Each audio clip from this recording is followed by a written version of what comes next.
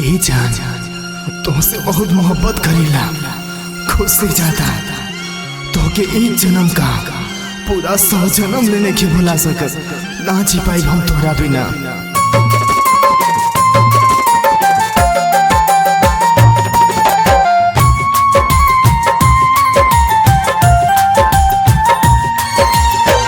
तू ना भूलैहा ना त भूली जमाना, तू ना भूलैहा ना त भूली जमाना।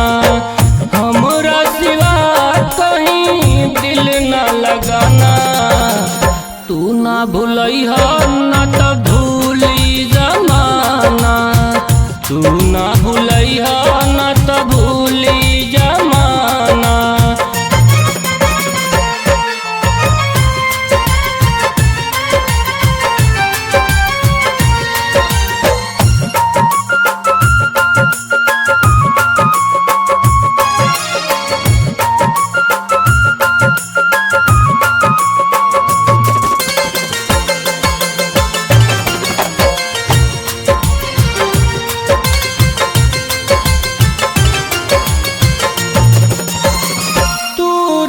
जइहा नेह के डोरी, प्यार मोहब्बत तोहके अगोरी, प्यार मोहब्बत तोहके अगोरी।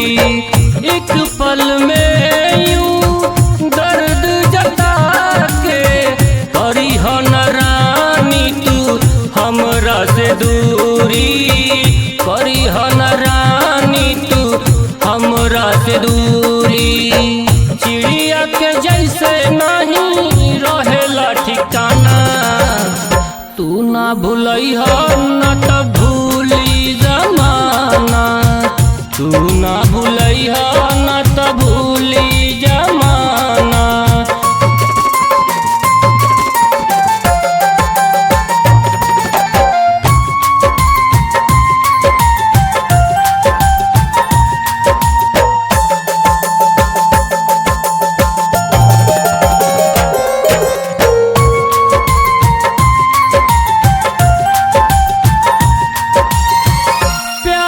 पे पहारा हरदम रही, राज वफा दिल कुछ नहीं कही, राज वफा दिल कुछ नहीं कही।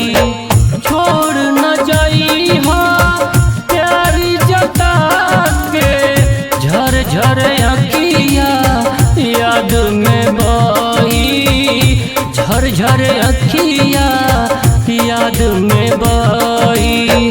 पी के पटेल अमर करिह ना बेगाना, तू ना भूलैहा ना त भूली जमाना, तू ना भूलैहा ना त भूली जमाना।